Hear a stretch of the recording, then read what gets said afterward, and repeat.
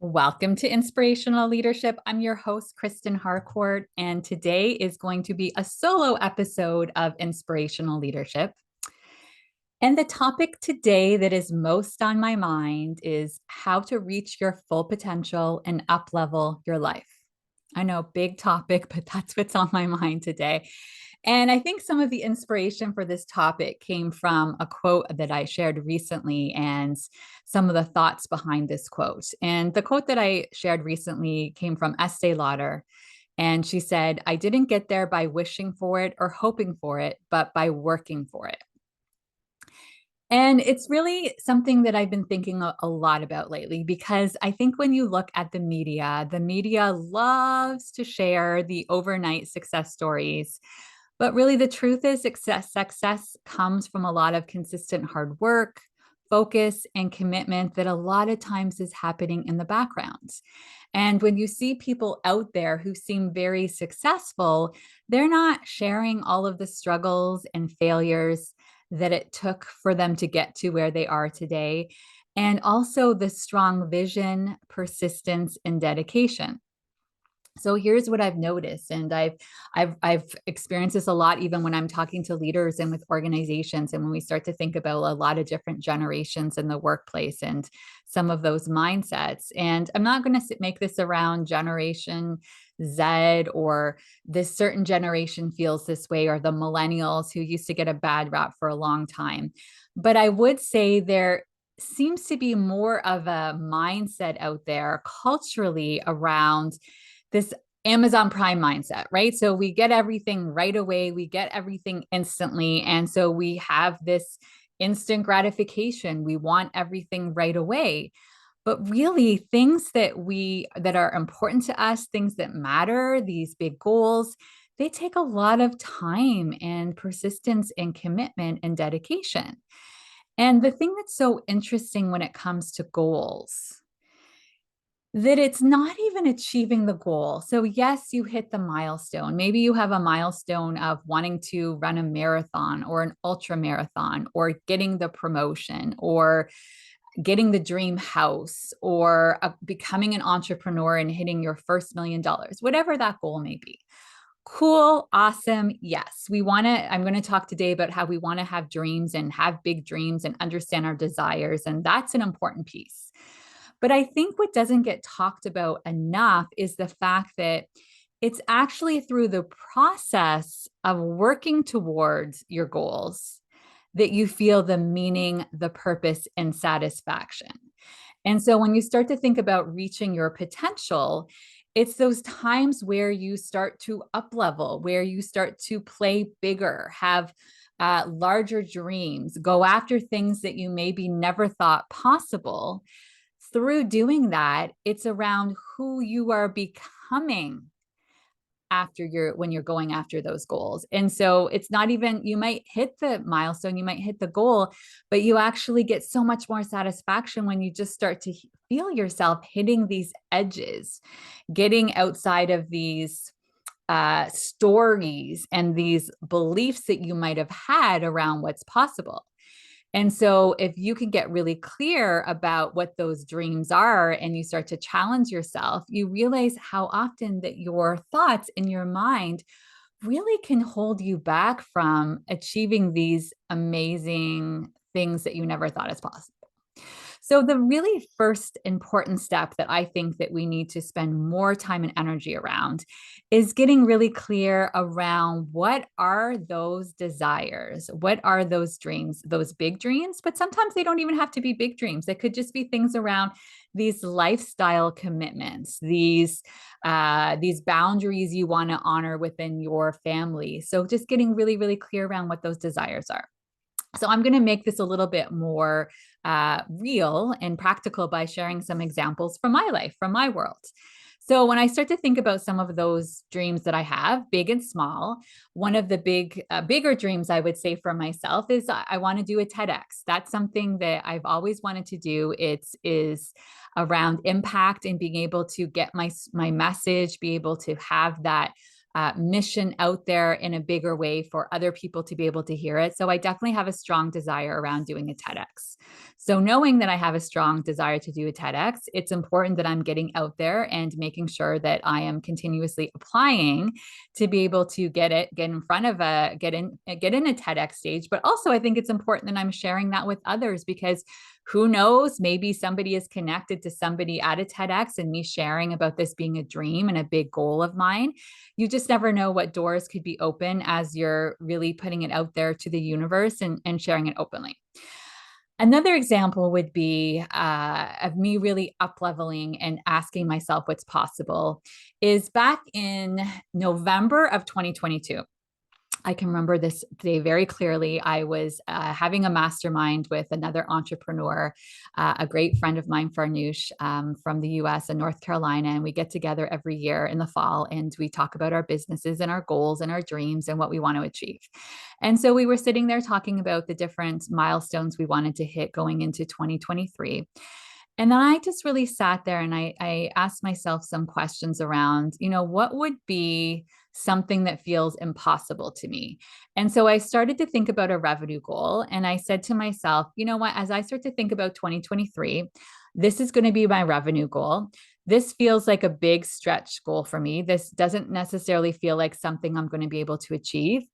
But I want to put this number out there because I want to challenge myself that if I start to say, I want to achieve this revenue in my business, who am I being? What am I doing differently in order to be able to achieve that goal?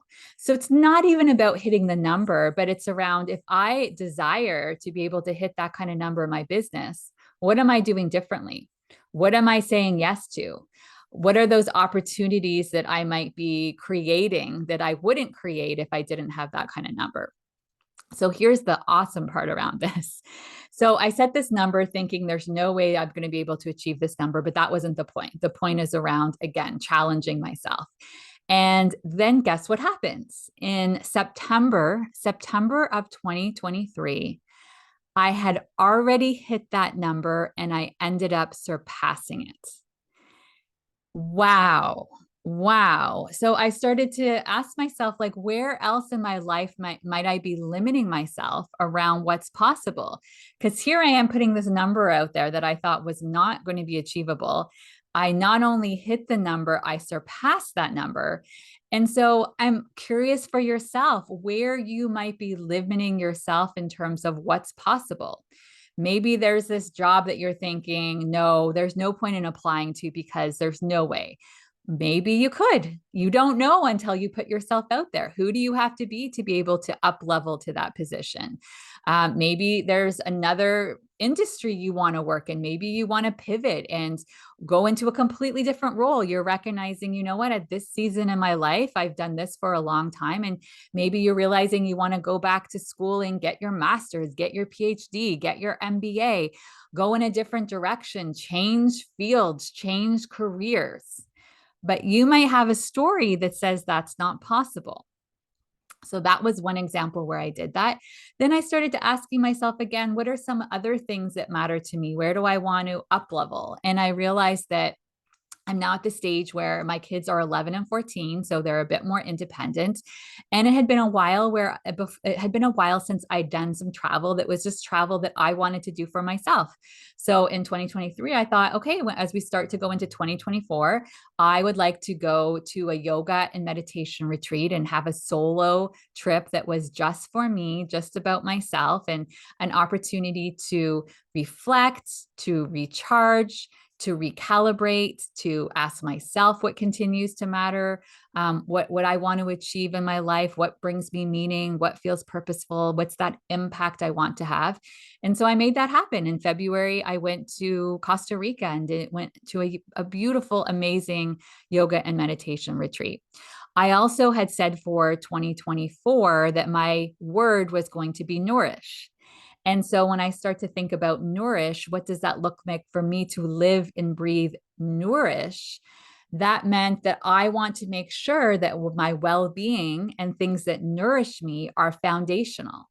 So my health and my wellness and fitness, those have to be things that I'm prioritizing. So making sure that I am working out and doing weight training every week, that I'm going to yoga classes, that I'm doing Pilates, that I'm having clean eating, that I'm taking care of my body, that there's space for meditation, that there's space for me spending time by myself and also spending time with family and friends, and making sure that that is all being nourished.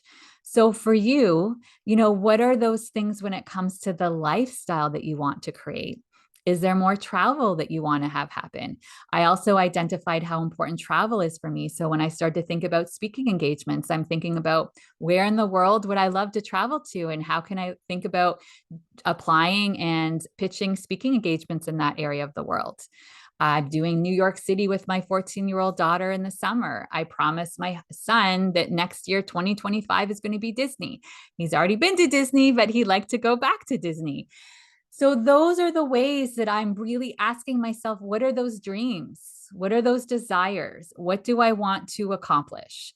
And how can I make sure that I'm continuously taking steps to achieve those goals? But again, remember, it's not just about achieving the goals, but it's who do I continue to become? How am I stretching? How am I up leveling? How am I becoming even more of what's possible as I work towards those goals? Now, here's something I want to mention when it comes to big dreams and how we can sometimes get in our way and self-sabotage. So there is something called the upper limit problem. The upper limit problem was coined by Gay Hendricks. Gay Hendricks has an amazing book that I highly recommend called The Big Leap. I think it's been out for a while now. I feel like I read that probably 7 or 8 years ago. And the upper limit is around how much abundance, success, and love that we can take in. Like, how much do we think that we deserve?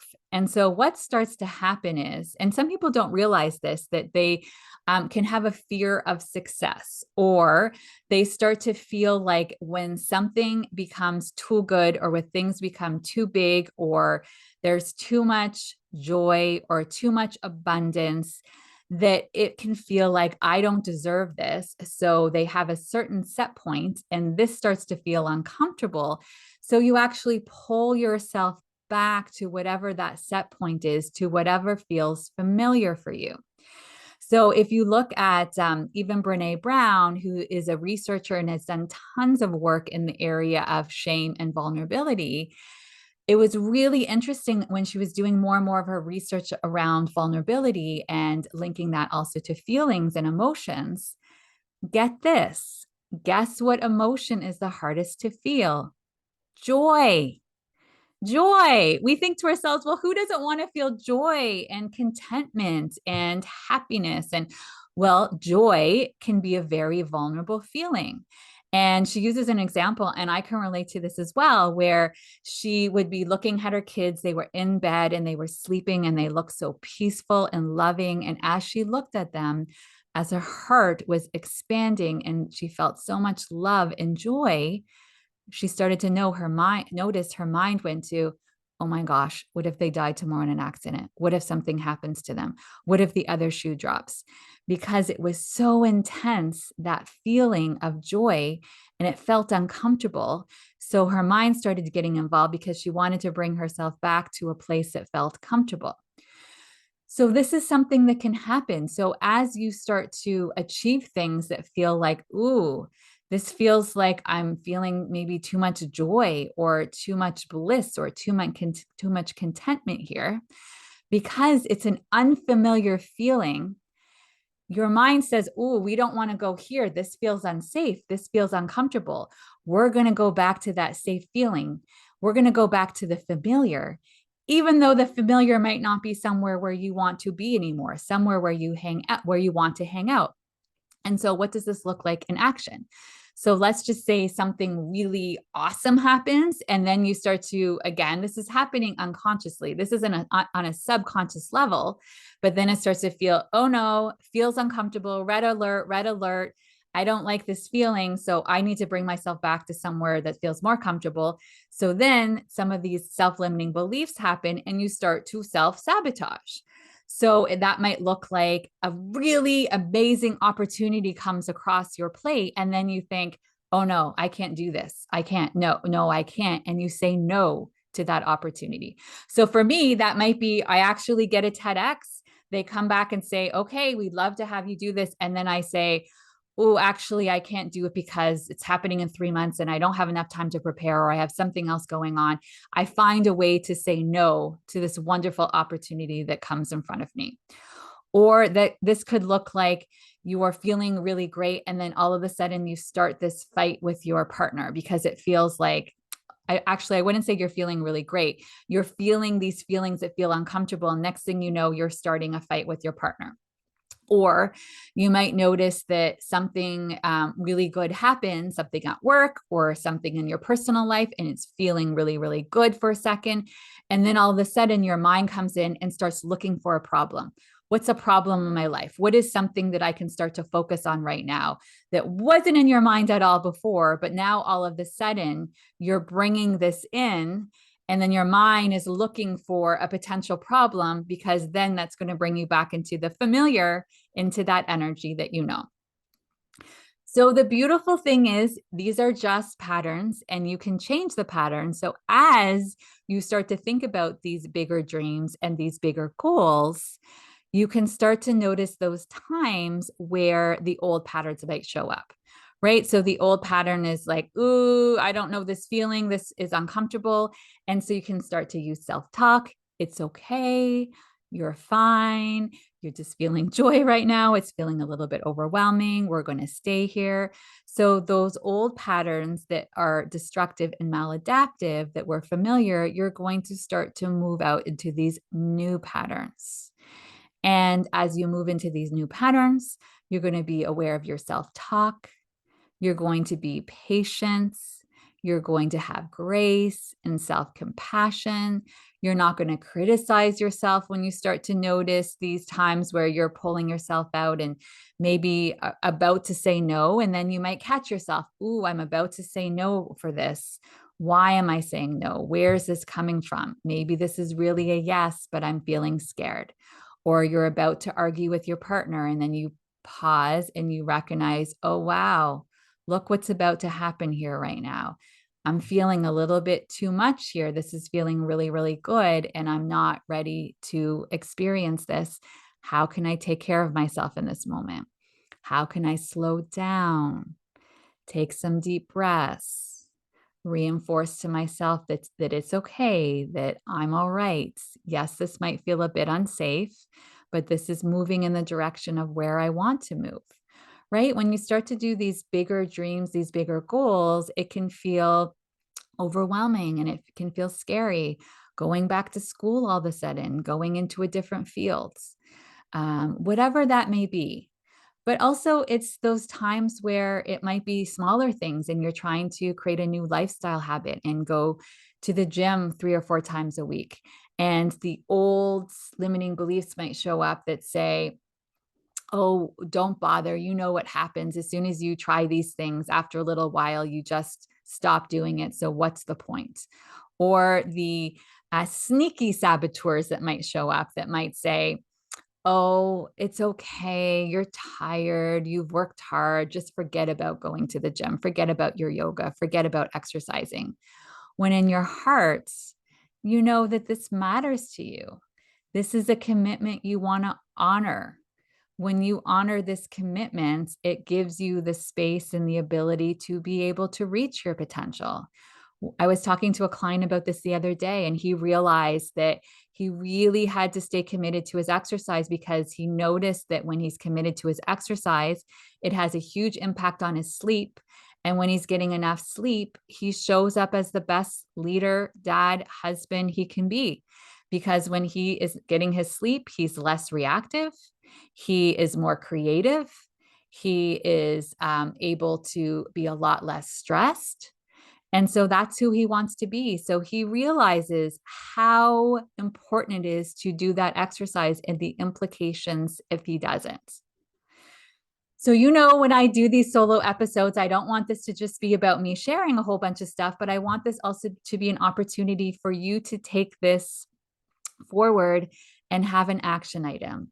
So my action item for you, my invitation from today's conversation is for you to carve out some time to think about what are your biggest dreams and desires right now. Again, doesn't have to also be the big, huge dreams. These could be the small things as well, just in terms of commitments that honor what matters most to you and who you are and how you want to show up in the world for yourself and the people that you care about. And as you figure out and decide what is most front and center for you right now, maybe it's going to be one thing that shows up for you. Maybe it's going to be two or three things.